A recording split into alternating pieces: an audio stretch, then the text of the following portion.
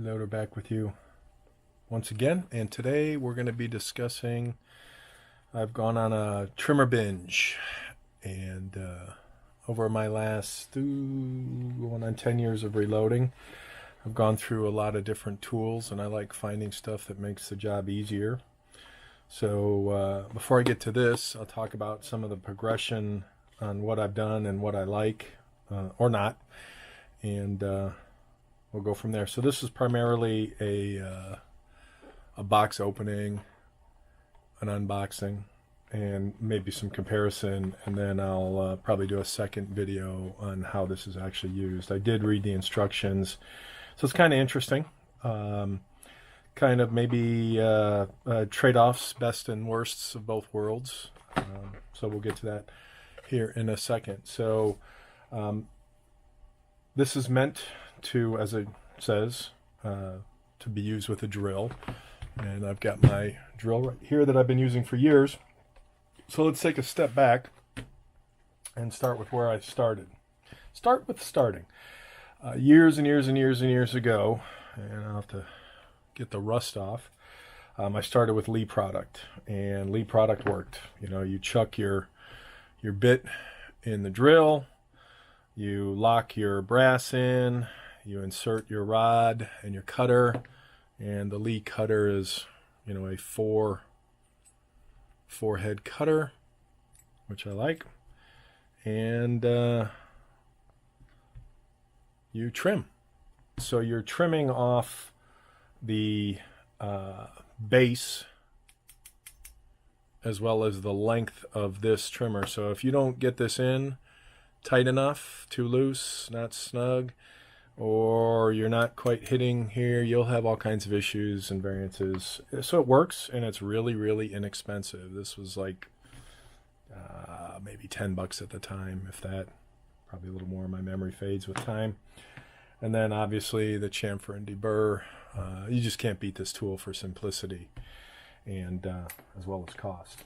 And then as I got into some volumes, I wanted to do something that was a little easier on repetition. So chucking and unchucking the brass was just a nightmare, because this would bind. You know, you're doing the drill and you'd have to stop, and you know, it wears on you. So I then graduated to the WFT, World's Finest Trimmer, and this was awesome. Again, worked in my drill, chuck that into 3/8 inch drill bit or a 3/8 inch chuck, and a one-time adjustment. So the problem with all these is, you know, trial and error. You can fiddle with the settings in terms of the set screws and how deep you want the cutter. And I don't think you can see in there, but that is a 2-head cutter, carbide. So I want to say it's carbide. It might not be. It might be steel. I don't know if I upgrade. No, I don't think it's carbide. It's not black. So this is a steel cutter, and it's a 2-blade cutter, and it wears out a little faster than the carbide. I've never had issues, but in order to get the right length of brass, you either have to have a correctly sized, properly sized piece of brass, maybe with another device, and then you can set it and forget it on here, or you do trial and error in terms of loosening the set screws and adjusting the cutter until you get the depth you want. And for volume on a drill, that works great. In fact, I found that the worst part is handling the drill and turning the drill on and off and such. So when I picked this up, I also opted to pick up the new Lyman Brass Smith trimmer.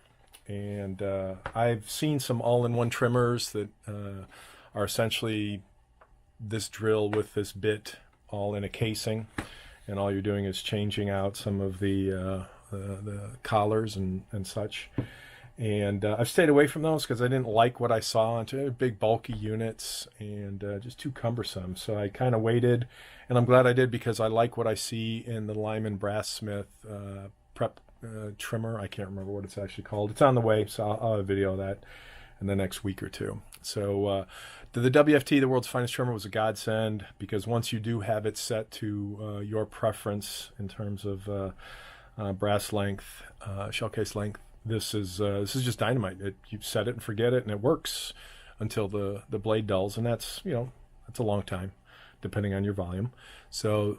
And this was like maybe $100 with shipping, maybe a little more, maybe a little less. Again, I got this a very, very long time ago, and I don't know what current prices are. So as I expanded to other calibers, I found it hard to justify the cost of one of these for each caliber. So I then found a company that I believe is no longer in business, and this is a two-part cutter. The case housing, which is a generic case housing, because I can put a chamfer and a deburr bit in this housing and then chuck it in the drill and use that, which I've done. Or it has the cutter attachment, and for this one it's 308.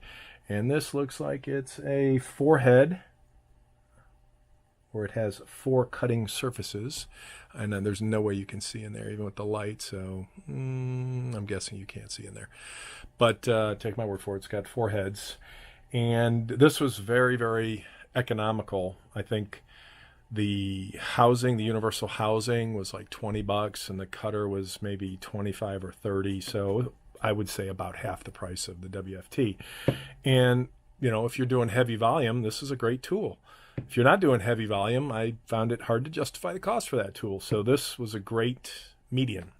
And again, it allowed for interchangeability, not that I was changing out the cutting tool with the body to any great degree. So they were expensive, or at least cost effective enough that the expense factor wasn't a major contributor. And then I believe this is by a company, I want to say this is CTS. Again, I just can't remember, it's been a long time.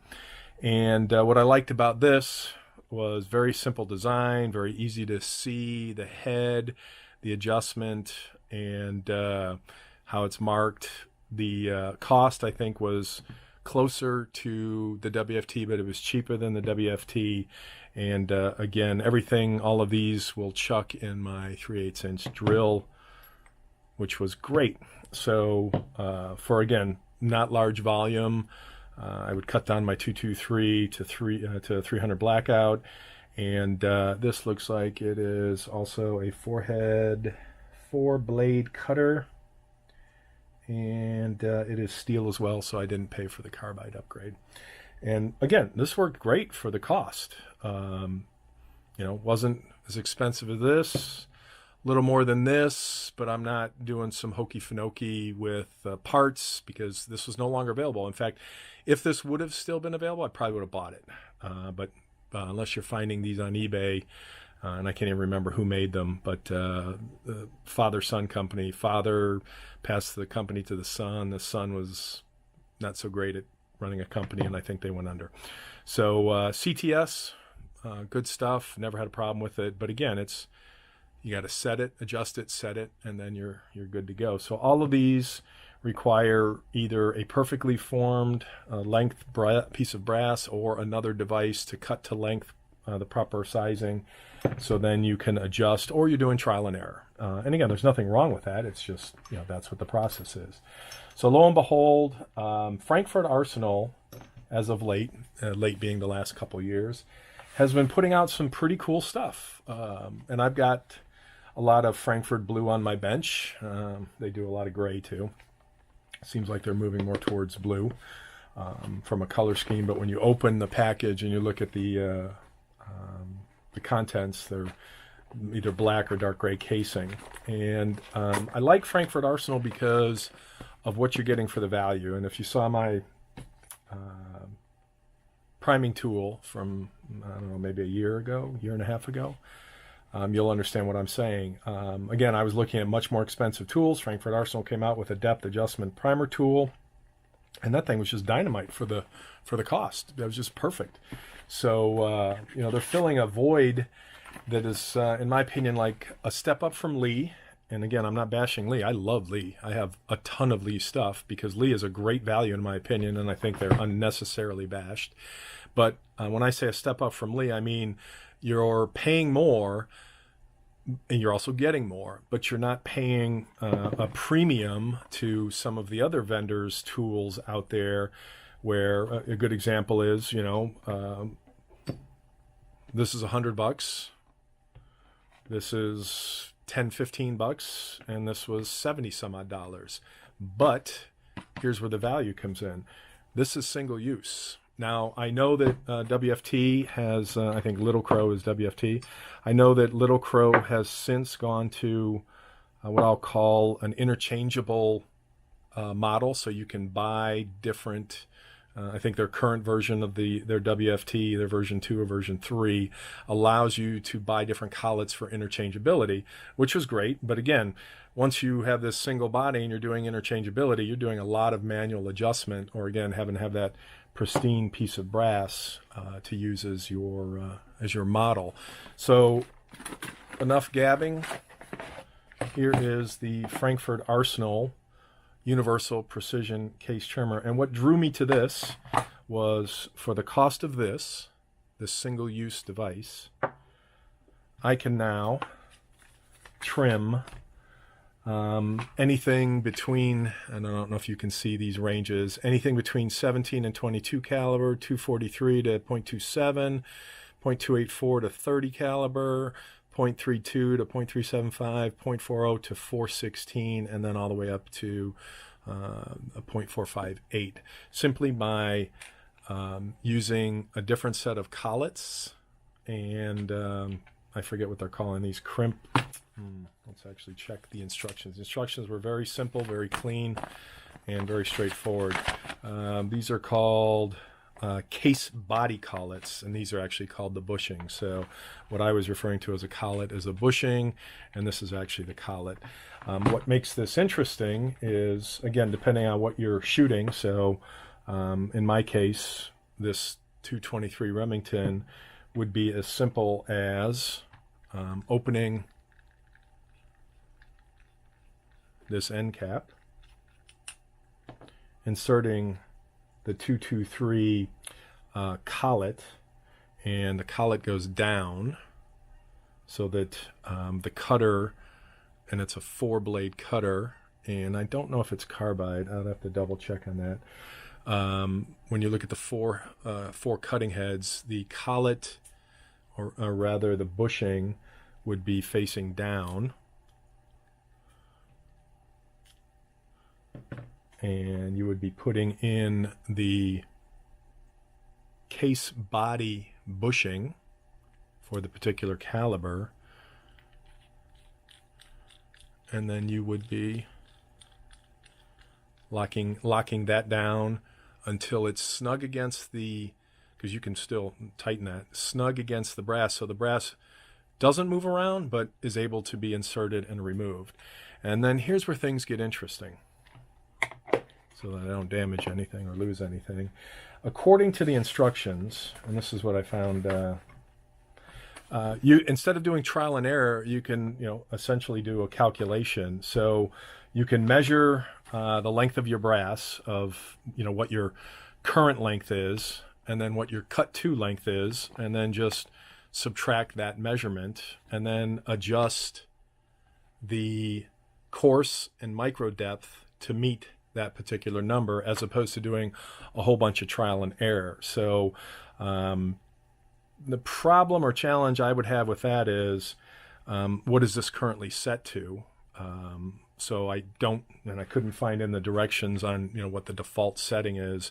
So this this rough setting of, I would say 20 watt, as opposed to 0. So does 0 take it all the way down? So my thought was, I would insert a piece of brass, see where the brass lands, get the brass right up to the cutter head without pushing the brass, so I know what the depth of this cutter is, then measure my brass, then do my subtraction for desired length, on what I want that specific piece of 223 brass to be for my circumstances, and then do the adjustments in terms of either the coarse adjustment or the micro adjustment. So you've got a coarse adjustment, and when you loosen the body, there's your coarse adjustment.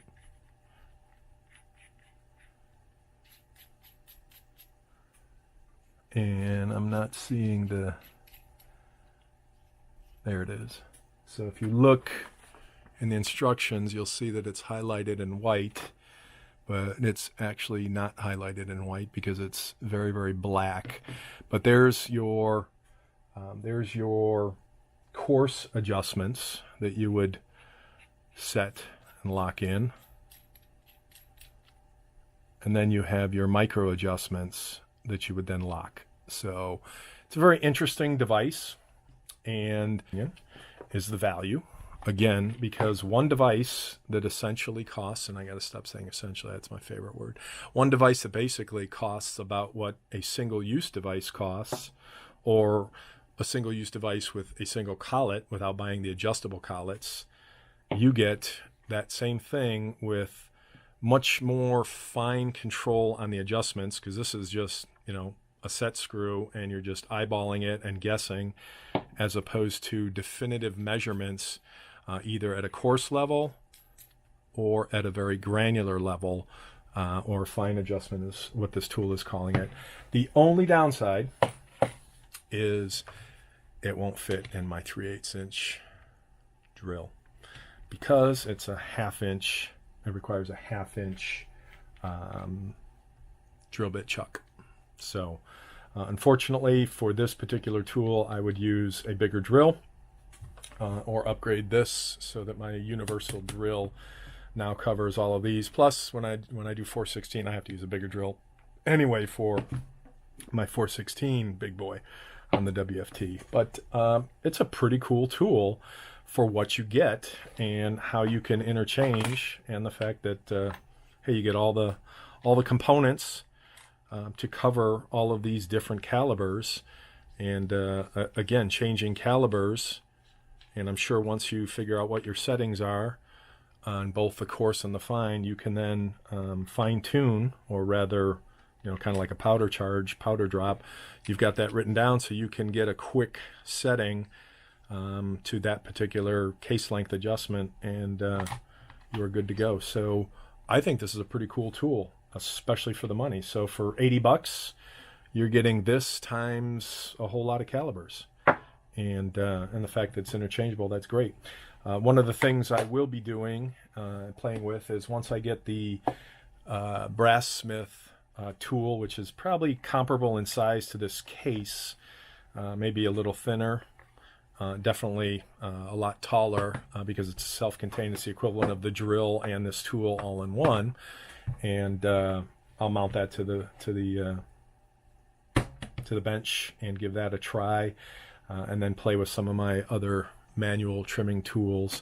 But what I am looking at doing is picking up a foot pedal, because especially with the brass smith, turning it on, turning it off, or leaving it on all the time when you're not actually using it, inserting brass, maybe wear and tear on the motor. And I've been wanting to play with a foot pedal anyway, kind of like a sewing machine. You only hit the foot pedal when you want to turn this on. So what would be nice is to have a foot pedal. I'm sitting down. I can just grab this anywhere, as opposed to a very uncomfortable with the thumb or wrapping my hand around it. Just grab it down here, throw a piece of brass in, take a piece of brass out, and I'm actuating or activating the drill by the foot pedal, as opposed to constantly having to turn it on, turn it off, or leave it running, which is not good either, especially in the summer when it gets hot. So this tool, I think, is a winner. And I'll do a follow-up video on how it actually works and ease of use. Stay tuned.